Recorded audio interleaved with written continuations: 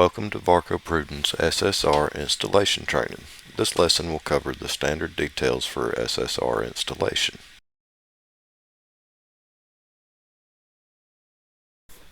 At Varco Pruden, every meeting begins with recognizing our company's core value, the safety of our employees and associates. Since we are discussing SSR, today our safety contact is working on elevated surfaces. One of the most common safety issues that I've seen on job sites is no barricade underneath the leading edge of the roof installation. Clips and other unsecured materials or tools can easily be dropped while installing SSR panels, so don't forget to set up a barricade to protect those working on the ground. On our agenda for this lesson, we will discuss the important documents that you will need prior to beginning the project. Also, we will review the SSR components, starting dimensions and details, various EVE conditions, how to keep your SSR panels on module, end-laps, seaming, ridge cap installation, roof height change flashing, wall-to-roof flashing, gutter installation, trims, hip and valley flashing, and ice damming conditions. Now let's move on to the important documents that you will need before beginning the installation process. If you are missing any of these documents, please contact your Varco Pruden representative before you begin the installation to get these and review them. You will need the most up-to-date for construction erection drawings. The erection drawings should contain the erection details. You should also have the erection guide specific to the roof type being installed. Also a seamer field manual. This is typically provided in the box with the seamer. Now that you have the documents that you will need for this project, let's start identifying the components of a standard SSR roof, starting with the roof panel. The SSR panel is 24 inches wide with a 3-inch rib made from a minimum 24 gauge material. It comes with a factory applied sealant in the female leg to assist with the weather-tight seal. Next is the SSR panel clip. There are 8 different clips, each with its own part number. There are 4 different height variations, each with a fixed clip and a sliding clip. Each clip is stamped on the base to identify the size. The fixed clips are identified with green tabs, and sliding clips are identified with galvanized tabs. Short clips are used for blanket insulation up to 5 inches thick. They are also used with the super block system or with 1/2-inch thermal blocks without blanket insulation. The clip is 3.5 inches tall from base to top of tab. Medium clips are used for blanket insulation from 6 to 9.5 inches thick. The clip is 4 inches tall from base to top of tab. Tall clips are used for blanket insulation up to 5 inches thick when you're using a 1-inch thermal block. The clip is 4.5 inches tall from base to top of tab. Extra tall clips are used for blanket insulation from 6 to 9.5 inches thick when you're using a 1-inch thermal block. The clip is 5 inches from the base to the top of the tab. Next we have clip fasteners. The fastener requirement is based on the insulation system and quite a few other factors. The fastener requirement for each project is identified in your erection drawings. Most projects will require 2 fasteners per clip, although projects that are FM rated orders may require 3 fasteners per clip, so be sure to refer to your erection drawings. This is the standard detail for short and medium clip attachments on purlins with blanket insulation only. The fastener pattern shows 2 in the center. This detail is for tall and extra tall clips on purlins with blanket insulation and thermal blocks. Detail RCV 335 is for blanket insulation on truss purlins. Notice the fastener pattern has changed to alternate outside holes. For an FM rated project, you may have a detail like RCV 505. This detail calls for 3 fasteners per clip. Be sure to identify the number of fasteners required for each project in the erection drawing. Next is the PS7 SSR end lap stiffener. This will be placed at the top of every panel at the end laps and the ridge. They are also used for the ridge cap end laps. This shows the standard fasteners used at trim splices without reinforcements. You will use the 7/8 fasteners with rubber washer. The 1 1/8 fastener with rubber washer will be used everywhere that has a reinforcement backer, such as end laps, rake, ridge, hips, and valleys. Next is the sealants and mastics. We use 3 different types of sealants on our SSR roof systems. The non-skinning sealant is used at side laps, end laps, rake transitions, and roof height changes. The skinning sealant is used at step roof trims, and the bronze sealant is used at the gutters. We have a few different mastics that will be used on the projects as well. The 28-inch strip will be used at the top of every panel to cover from the top of the rib across the flat to the top of the other rib. This is used at end laps, ridge, and wall to roof transitions. The 9 and 3-inch strips go over the rib and along each side of the rib at the ridge, wall to roof transitions, and also as a seam plug. The 25-foot roll will be used at the eave, fascia, gutters, roof height changes, and wall to roof transitions as well. The 1.5-inch by 40-foot roll, that is only used for interior gutters, valley, flashings, and curbs. Before you start your roof, there are a few things you should check. Is all of the primary and secondary framing installed? Is the building square and plumb? Do you have temporary bracing installed? Is the purlin blocking in place to stage the bundles? To get started with your roof, you will need to first determine the direction of the roof panel installation. SSR roof panels can be run in either direction. All panels are notched and dimpled on both ends. Once you have determined which end of the building you will start from, you must then identify the starter panel dimension for your project. The first panel must be field cut and formed to the starter panel dimension required for each particular building. This dimension will be shown on the roof covering plan of the 4 construction drawings. The dimension will change depending on the building length, wall type, and insulation type used.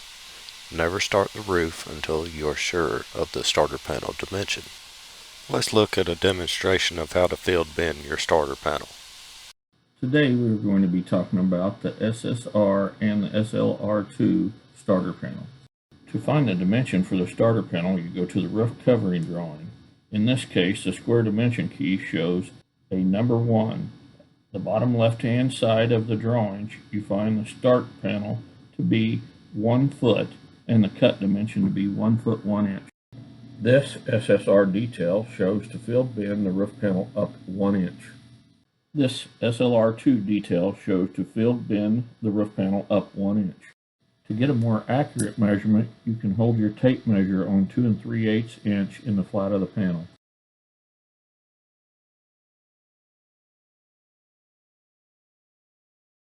Use a non-staining chalk line to mark the panels.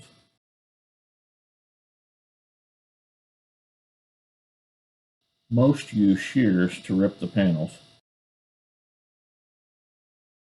Some use hand folders to turn up the 1 inch.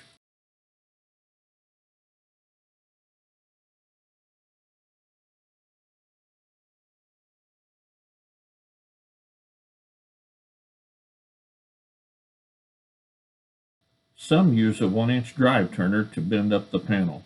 Using this method, you have to finish with hand folders.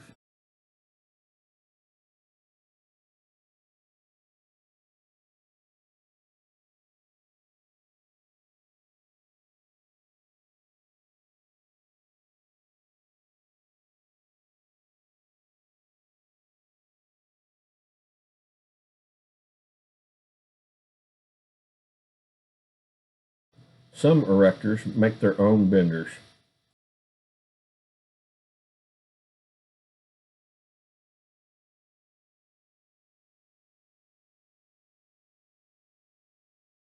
Roller benders are more efficient and produce a better quality.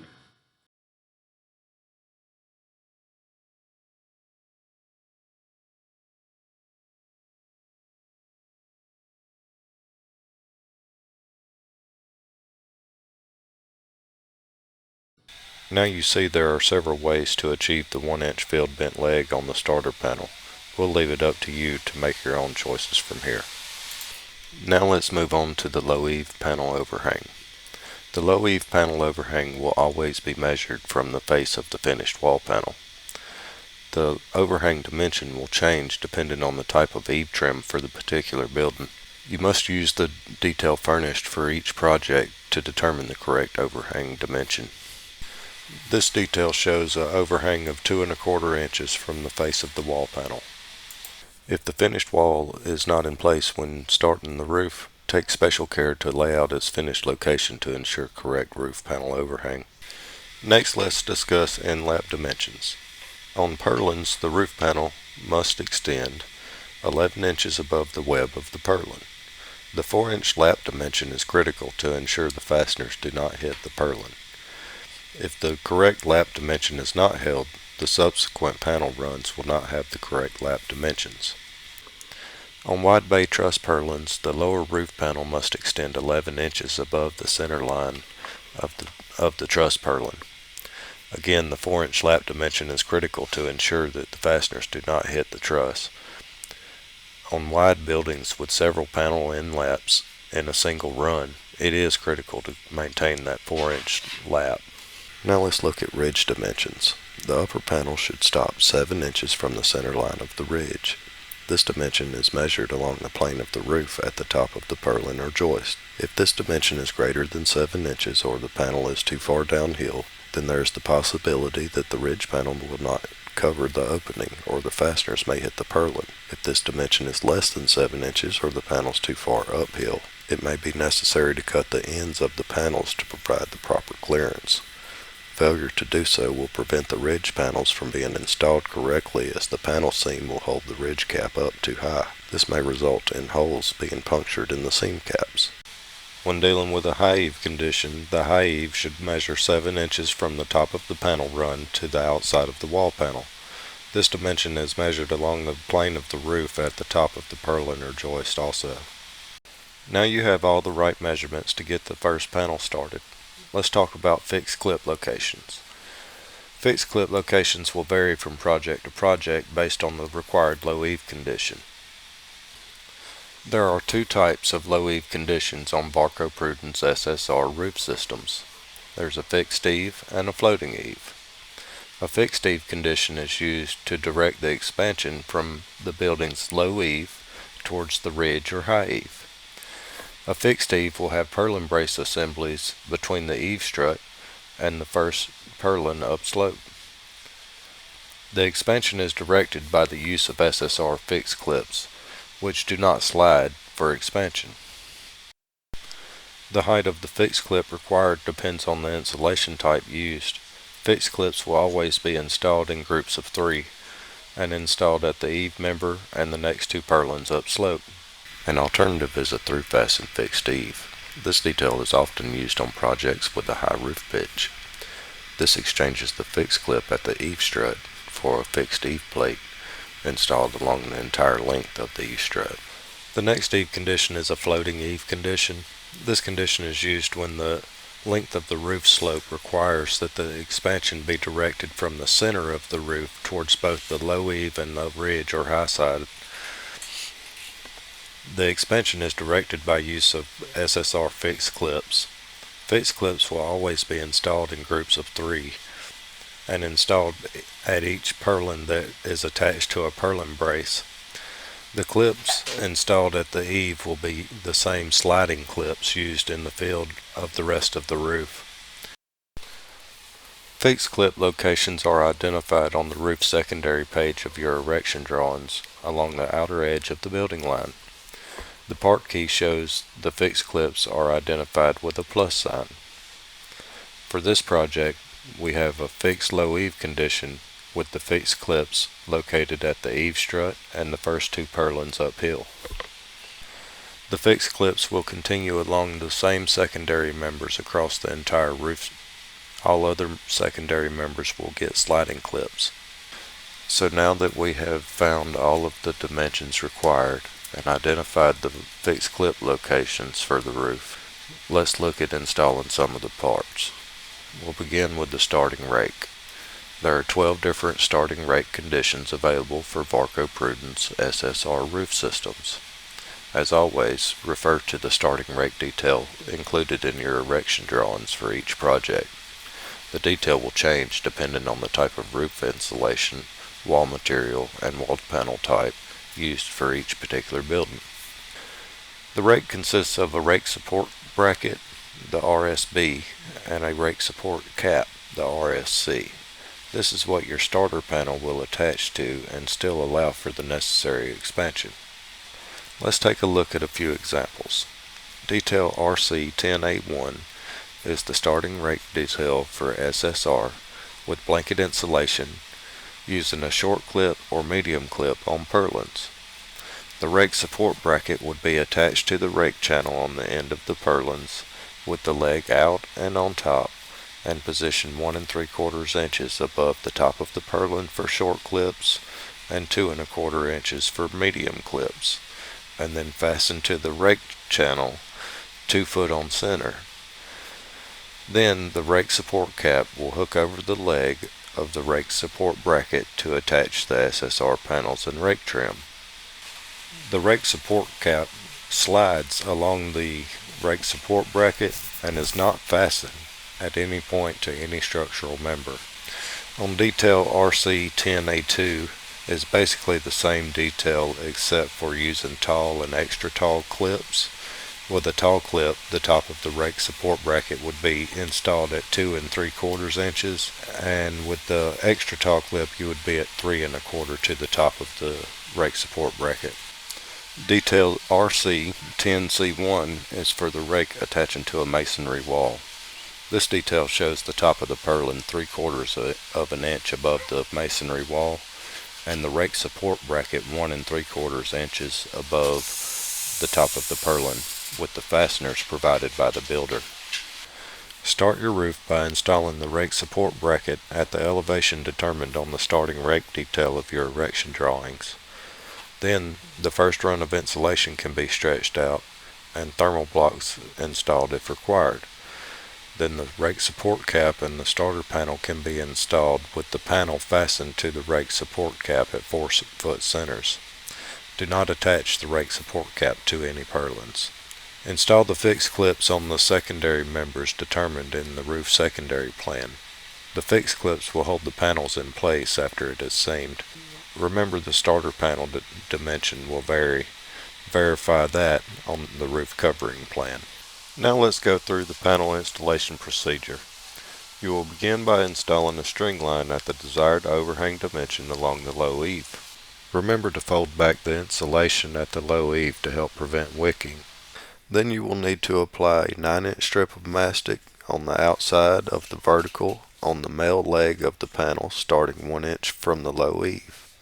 This mastic serves multiple purposes and is critical to a weather-tight seal. Install a panel stiffener at the top of every panel including the starter panel. This will require that the PS7 be field cut to match the starter panel dimension. Use the truss head fasteners to attach the PS7 to the panel on the side of each rib. The tab of the PS7 should hook over the top edge of the panel. It's easiest to do this prior to laying the panel into place. Install any insulation and thermal blocks required. Then hook the female leg of the panel over the male edge of the starter panel by rotating it back to allow for it to engage the male leg. Then you can rotate the panel forward and lay it into position. Carefully check to ensure the two seam legs are fully interlocked and verify alignment of the panel with the string line at the low eave. Then install the panel clips to secure the panel into position. Let's look at a demonstration. First, the crew gets the panel into position and aligned with the string line at the low eave. Then, They rotate the panel back to allow for the seam legs to interlock, then rotate the panel forward into its final position before installing the clips. The clips are hooked and rotated into place similar to the panel and then fastened to the purlin. Then at the high eave you will need to install a 6-inch piece of mastic under the open seam beginning 1 inch from the top of the ridge or high eave panel. This must be done prior to seaming. It's recommended that all panels be seamed each day as installation proceeds. So we have the basics of laying panels. So now let's discuss how you will maintain the 2-foot module while laying the panels. This is a very important step that cannot be fixed once the roof is on and seamed. There are a couple different ways to achieve proper modularity. First is SSR module strips. They are 4-foot tube metal strips that interlock with a tab on the end and fasten to the secondary member with 2 fasteners. You will get 2 panel runs per strip. They have pre-punched holes for fastener locations and tabs that stick up to make it easy to identify the clip locations. They are used at the top and bottom of each panel, also at the midpoint for panels over 38 feet. These do cost extra, but they can save you time and labor. Plus, it guarantees the panel module will be right every time. Another way is called pre-drilling. With this method, alignment holes are field drilled into the secondary member for alignment of the clip on exact 24-inch modules. Beginning with the starter panel dimension, add 1 3/8 of an inch to this dimension to get the location of the lead hole in the first clip. Pre-drill each secondary member at the dimension using a string line pulled from ridge to eave to assure that the field cut starter panel is installed straight. Then, using 100-foot tape, pre-drill a hole every 2 foot along the eave, inlap, and ridge secondary members. On long buildings, use a string line pulled from ridge to eave to check that no errors have been made and that the holes are straight. Checks should be made about every 100 foot. The pre-drilled holes may be located through the insulation using a pointed scribe.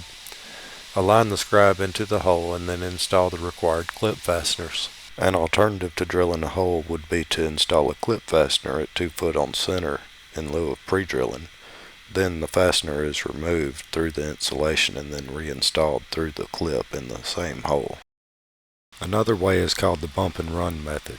Similar to the pre-drilling method, you would begin with the starter panel dimension, then add 1 11/16 inches and install a fastener on each purlin for the starter panel run, leaving the head about 1/4 to 1/2 inch above the secondary member.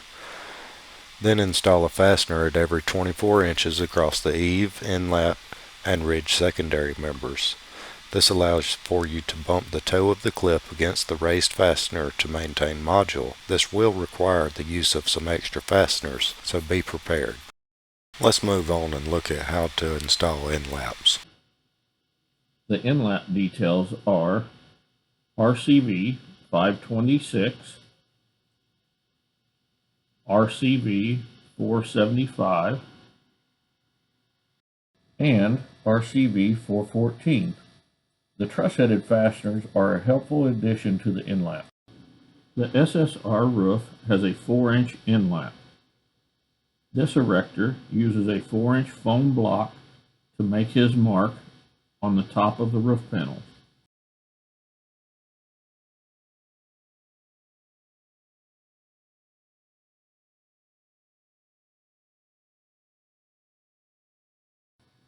They also install the panel stiffeners and the tape mastic at the panel bundles. Be sure the bottom edge of the tape mastic is 1/2 inch up from the 4-inch mark.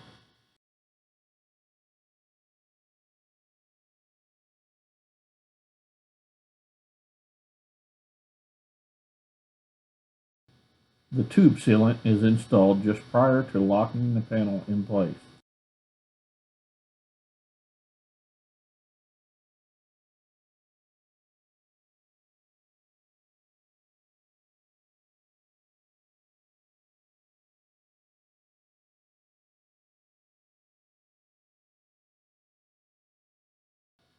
Once the panel is locked, lifting up on the middle of the panel makes the leading edge easier to tuck in place.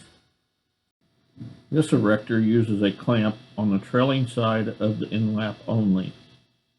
Some erectors use a clamp on both the leading and the trailing edge.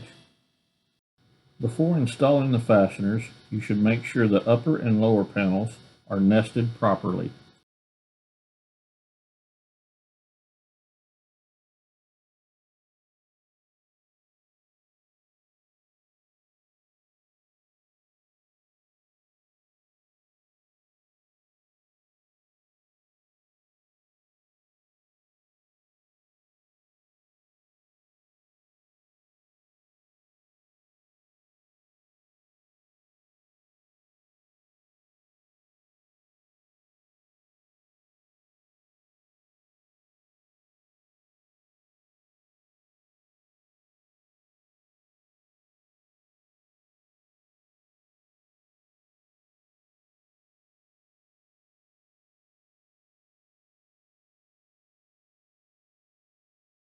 This concludes the inlap assembly.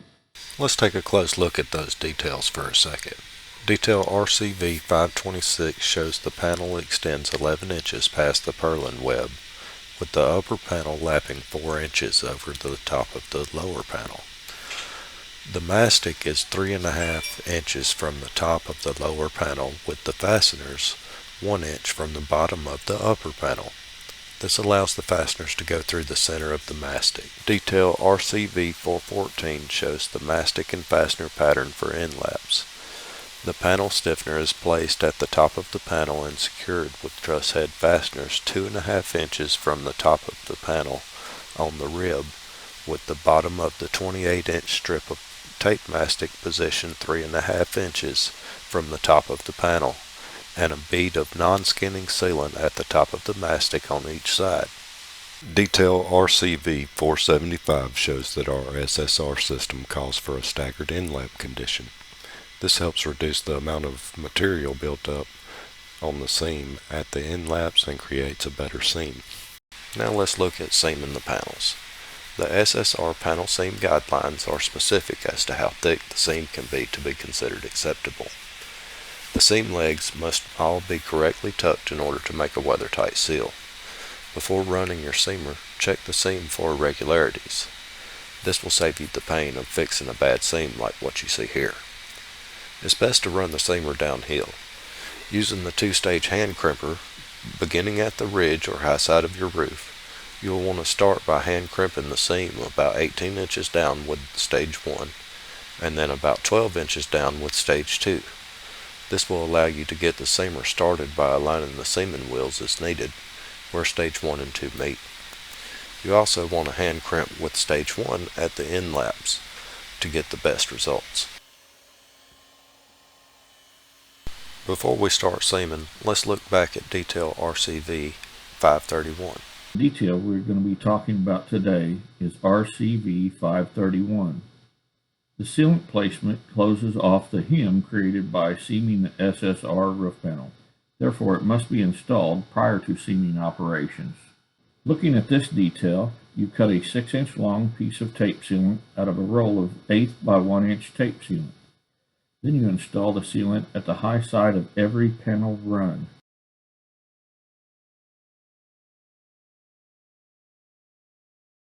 Using stage 1 of the hand crimper, you turn up the female tuck leg of the SSR roof panel.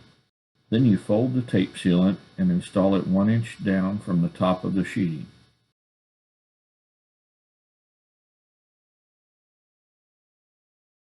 This is a very important step to remember before seaming. Now let's look at ice damming. Ice damming conditions occur on buildings with snow load greater than 20 pounds per square foot. These conditions require an additional sealant to be installed at snow and ice buildup areas. Along the low eave, apply a bead of non-skinning sealant to the SSR side lap, a minimum of 20 feet up slope between each panel. The sealant must go over and underneath every clip in those areas. You'll also need to apply the sealant to the seam of 3 side laps or 10 feet below roof height change and above curbs.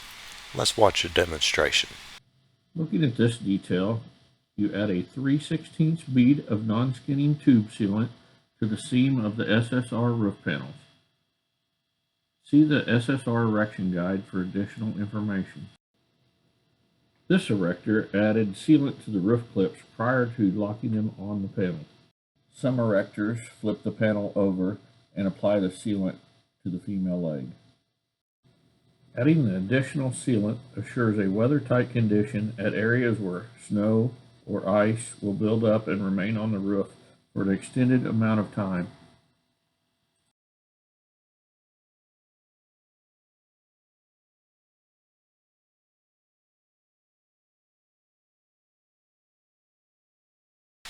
Now let's move on to install an SSR ridge cap. First, let's look at the ridge cap components.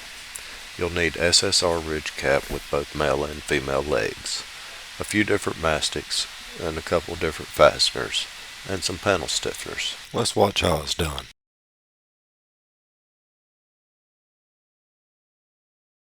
In this video, we will review the SSR ridge panel installation procedures, focusing on ridge panel layout, sealant placement, and fastener locations. You will begin by stretching a string line down the center of the ridge 2 inches above the roof plane to align the male panels.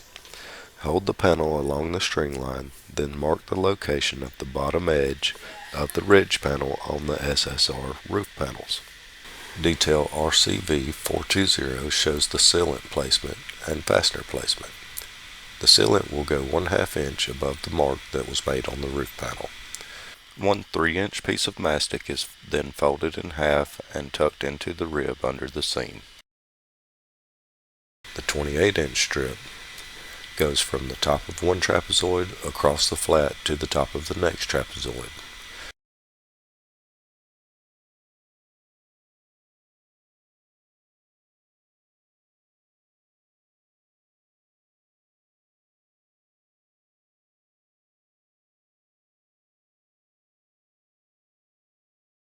A 3-inch strip will be placed next to each trapezoid in the flat of the panel just above the 28-inch strip.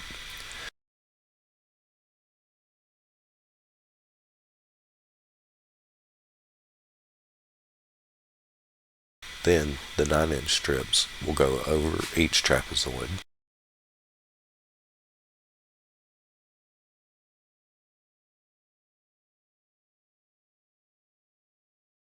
After the mastic is in place, the ridge panel can be positioned and fastened into place. The erector chose to install the fasteners next to the trapezoid first, and then fills in the remaining fasteners.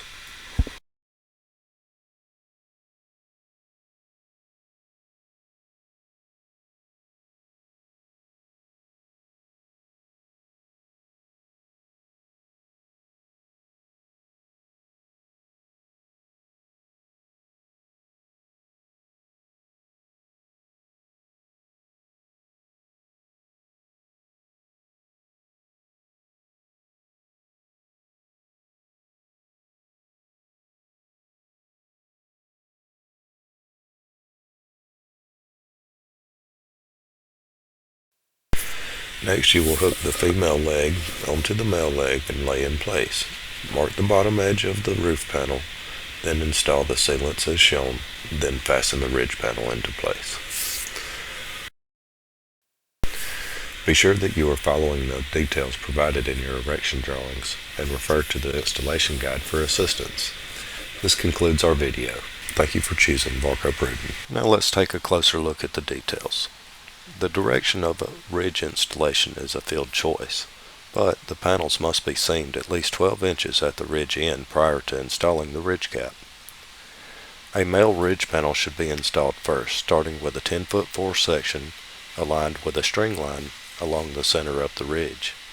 Then a 6-foot-4 female panel should be installed, starting at the same end of the building on the other side. This will allow for a staggered end lap on the ridge cap. The roof panels must be on exactly 24-inch modules for the ridge cap to fit correctly. Detail RCV 420 shows the mastic and fastener pattern for the ridge cap. It is very important that this detail is followed to create a weather-tight seal.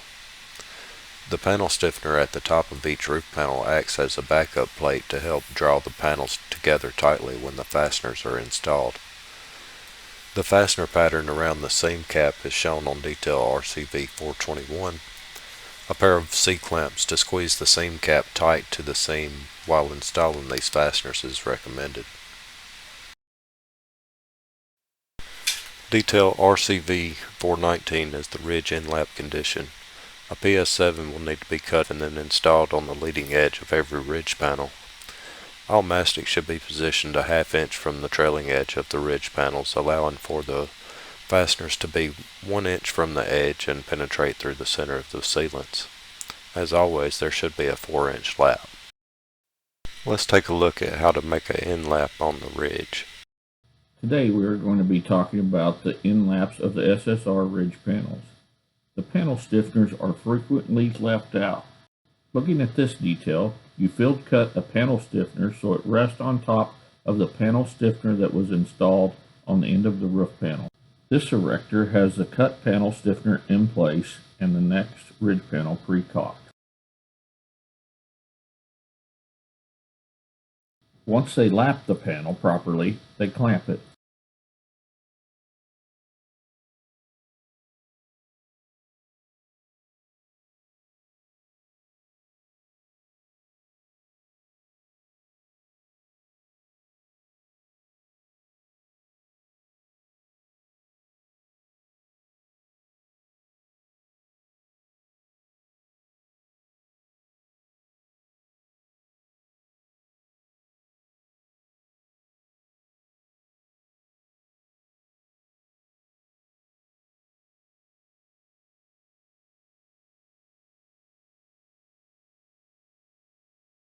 Now, once you have the ridge complete on both sides, you'll need to seam the ridge and make the ridge to rake transition shown in RCV 501. The rake fascia must be installed, and then the peak cap and sealants and transition flashing can be fastened into place. RCV 502 shows both mastics and tube sealant will be used with fasteners with 7/8 washers. We have one more detail for the ridge cap. On long buildings it may be necessary to install a ridge expansion joint. This detail, RC 34A7, says to cut a 1-inch slot in the rib of the ridge cap and then attach a slot cover with 2 fasteners, then cover with a flexible flashing kit. Note that the adhesive should be applied under and around the flexible flashing. Today we are going to be talking about the SSR ridge expansion joint. RC 34A7 shows you cut a 1-inch slot in the ridge cover 3 inches down into the flat. The expansion joints are required every 160 feet. Here is an example of the tools that are going to be needed. First, you lay out where you're going to cut the hole.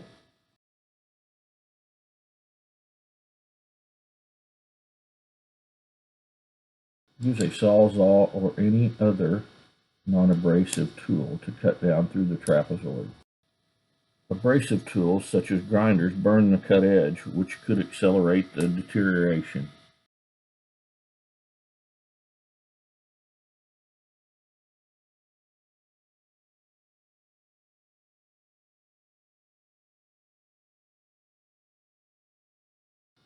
Once you cut down through the trapezoid, use a pair of snips to complete the process.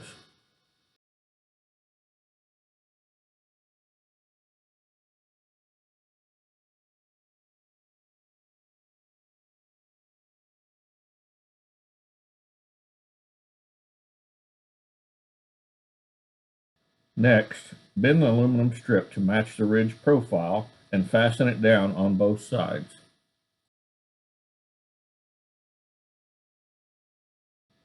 This erector clamped the rubber to the center of the ridge and applied the adhesive under the edge. Once the adhesive is installed, you push the rubber down into the sealant and tool to remove the air bubbles. This concludes the video. Now let's look at roof height changes. A roof height change occurs when the side of a panel stops at a wall that extends above the roof. When this occurs, you will have to install a transition flashing from the roof to the common wall that extends above to the higher roof or parapet wall. There are two types of flashing materials available for roof height changes: metal flashings and flexible flashings. Metal flashings use a one-piece roof height change flashing. Flexible flashings use a section of silicone flexible flashing, which is field attached to the base of wall angle and the roof panel. First, let's look at the metal roof height change. There will be a RHM, roof height change member, attached to the roof secondaries at the building line of the wall line above the roof height change. The base of wall angle, the BWA, should be installed 6 inches above the flat of the roof panel. The rake fascia retainer, the RFR, should be installed at the height called for in your SEDs. This varies due to insulation thickness. Then install the roof height change panel support, RHS, in the rake fascia retainer. The RHS is meant to slide, so do not fasten it to any secondary members. Then the roof height change flashing can be installed and fastened through the roof panel into the RHS. Do not fasten the roof height change flashing to the base of wall angle. It's meant to slide there. Finally, the base of wall trim can go over the top and cover it all. Detail RC15A1 is the detail used for short and medium clips. It shows the roof height change member attached to the secondary with 2 fasteners per purlin or joist, and the rake fascia retainer attached to the roof height change member 1 foot on center, either 3/4 above the secondary for short clips or 1 1/4 inches for medium clips. After the insulation is rolled out, the roof height change panel support can be installed with the starter panel temporarily attached. Take special care on temporary fastener placement, since you may need to remove these once the roof height change flashing is installed. Detail RC52A1 shows the base of wall angle 6 inches above the flat of the roof panel. The roof height change flashing then sits on top of the base of wall angle and is held in place by the base of wall trim with a double bead of sealant in between, and then fastened on bottom every 6 inches through the tape mastic and roof panel into the roof height change panel support. At the end of the roof height change flashing, you will need to install a closure plug with the gray skinning tube sealant and some rivets. Detail RC53A4 shows the ridge to wall transition with a piece of flexible flashing covering the roof height change flashing and the ridge gap. The flexible flashing must be installed with the supplied adhesive sealant underneath and around the outer edge of the flexible flashing. The alternate view on detail RCV027 shows the base of wall trim covering the top edge of the flexible flashing. For the end lap of a roof height change, there will be a 3-inch lap. Make a line at 3 inches from the high end of the roof height change, then apply the tape mastic 1/2 inch above the 3-inch mark and along the horizontal leg that attaches to the roof panel to make it continuous. Once you lap the second piece into place, fasten with 3 lap fasteners, 1 inch from the end, being careful not to fasten into the base of wall angle. Now for the roof height change with flexible flashing, all the components are the same, with exception to the roof height change flashing is made from a silicone flashing and is attached with an adhesive sealant at the roof and at the base of wall. As you can see in the detail, dimension A varies based on the wall panel thickness. Now let's look at a wall-to-roof transition.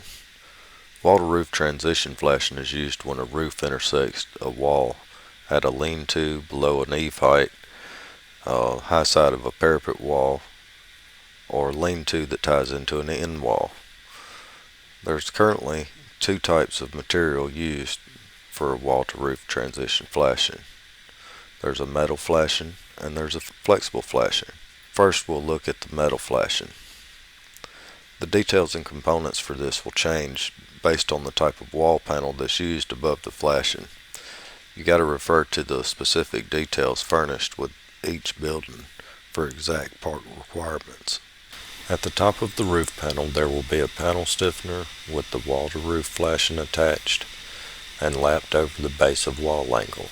Then a piece of tape mastic will be placed at the top of the vertical face of the wall-to-roof flashing. The base of wall trim can then be installed with the fasteners 1 foot on center. The end laps will be 4 inches long with tape mastic placed at 3.5 inches from the end of the bottom flashing, with a PS7 cut in half and placed at the leading end of each piece of roof-to-wall transition flashing. At the top of the roof panel, there will be a 3-inch piece of mastic folded in half and placed underneath the seam. Then a 28-inch strip of mastic will run from the top of the rib across the flat to the top of the next rib, with a 9-inch piece over the ribs and a 3-inch piece on each side of the rib in the flat. Now let's look at an inside corner at a wall-to-roof transition. On detail RC 50H4, it shows a piece of flexible flashing will be installed over the metal flashing to ensure a weathertight seal. So the alternative to a metal flashing at a wall-to-roof transition is to use a flexible flashing the entire length. Detail RCV 461 shows the flexible flashing will be adhered to the base of wall angle on top and then adhered to the vertical leg of the stepped roof flashing. Also, another bead of Bond will be put on top of the flexible flashing just before the base of wall trim is installed. Now let's look at gutter installation. We'll begin with interior gutters. When installing interior gutters, it's important to know the gutter and liner should be installed before the roof sheeting and installed level. The liner, rigid board, scuppers, and downspouts are all supplied by the builder. Detail RC 43A3 shows the multi-gutter with drain wedge, rigid board, and liner. A hard rubber closure should be installed every 2 foot on center with mastic over and underneath the closure plug. The ends of the multi-gutter butt together. Do not lap or weld.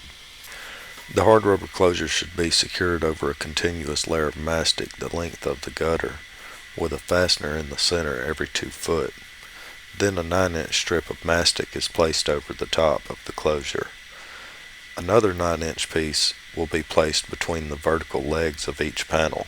It's important to remember to install the fasteners in the minor ribs as the panels are installed.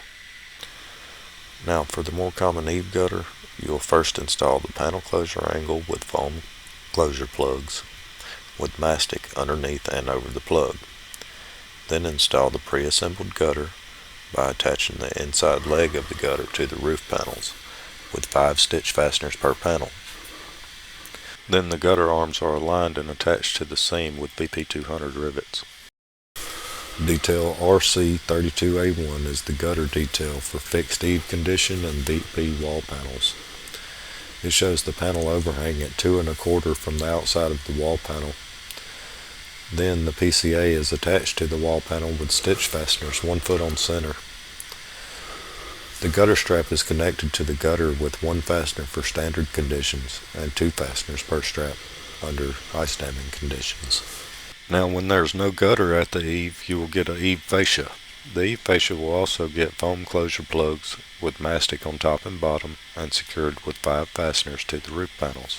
Detail RC31A1 shows the roof panel overhang is 5 3/4 inches from the face of the wall panel. The eave fascia is secured to the roof with 5 stitch fasteners and then a rake fascia retainer attaching it to the wall. Now let's look at the rake fascia. The rake fascia should be installed after the eave gutter is installed to ensure correct alignment at the corner cap. Detail RC30A1 is for panel rib walls.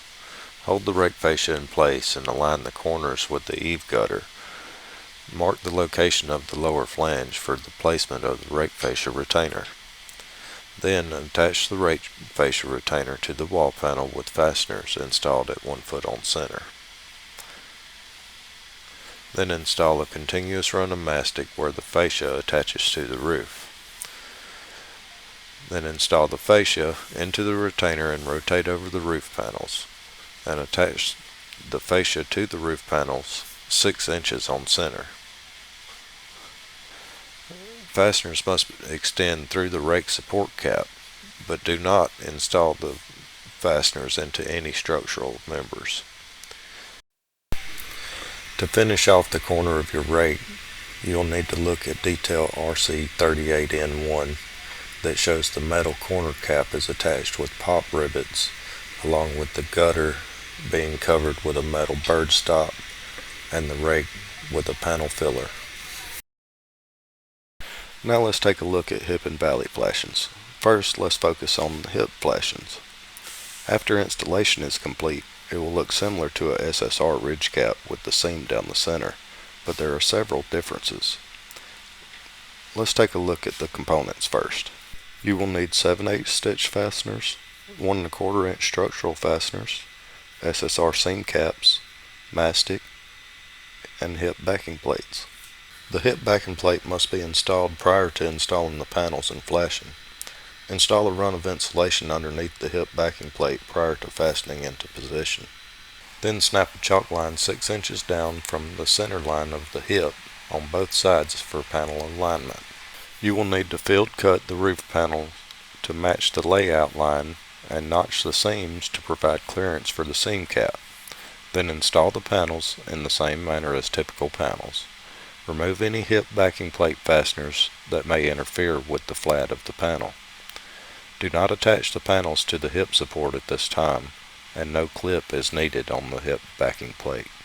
Once all of the panels are installed, the hip cover will be field cut from a 20-foot 6 panel and field notched to clear the panel ribs. Align the notched hip cover with the center line of the hip. Mark the cover location and then install mastic 1/2 inch above the mark as shown on detail RC70A2. Install the ridge cover by aligning with the marks previously made. Then fasten into place with 1 1/4 inch fasteners 3 inches on center. The fasteners must be installed 1 inch from the edge of the cover. Do not install fasteners near the ribs at this time. Align the seam caps with the ribs and mark the locations. Then install mastic as shown on detail RC70A3. Install the caps by aligning with the previously made marks. Then fasten into place using 7 1/4 inch structural fasteners installed through the cap flange and 2 7/8 inch stitch fasteners installed through the cap shoulder. When you get to the hip to ridge transition, you will need to field cut and bend a piece of flat stock flashing to fit, and then attach the seam caps the same as you did for the hip flashing. Now let's move on to valley flashing. A valley consists of valley backing plate, valley flashing, tape mastic, and rubber closures. The valley backing plate must be installed prior to laying the SSR panels and flashing with a layer of insulation underneath the backing plate. You will need 7/8 stitch fasteners, 1 1/4 inch and 2 inch structural fasteners, rubber closure plugs cut to fit the angle of the valley, and 2 different sizes of mastic, 1 inch and 1.5 inches. Starting from the low eave, install the valley flashing on top of the valley backing plate. Install 1 inch mastic at all valley flashing end laps and fasten with 4 1/4 inch structural fasteners per lap, as shown in detail RC71A1. Then snap a chalk line 6 inches from the center line of the valley for panel alignment, and field cut the roof panel as required to match the layout line.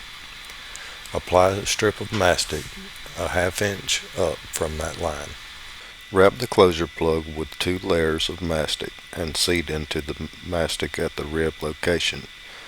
Then install the roof panel, aligning it with the chalk line. Take special care to seat the rib into the mastic at the closure plug. Attach the roof panel to the valley using 1 1/4 inch structural fasteners installed 1 inch up from the panel edge, 3 inches on center. Then install a 9-inch strip of 1 inch wide mastic to the male leg of the panel, the same as you would the low eave of all panels. Once you install the next panel, clamp the seam at the rib and install 2 1/2-inch fasteners into the minor ribs of the seam shown on detail RC 71A9. At the ridge to valley transition, remove the existing SSR cup from the ridge cap if needed, and then field bend and notch the ridge panel to the valley locations. The last thing we will look at is pipe penetrations. The pipe must be centered in the flat of the panel and supported to prevent any vertical or lateral movement. Cut the deck tight as required to provide a 1/2 inch minimum vertical lap on the pipe. Be sure to clean the area of the panel where the deck tight will be installed. Pull the deck tight over the pipe to about 2 inches from the roof. Then lift the deck tight up and apply a bead of urethane sealant around the pipe, and then pull the deck tight down over the pipe and press tightly to the roof and install fasteners at 3 inches on center. This concludes the SSR installation training. If you have any questions, please feel free to contact your regional construction consultant for additional information.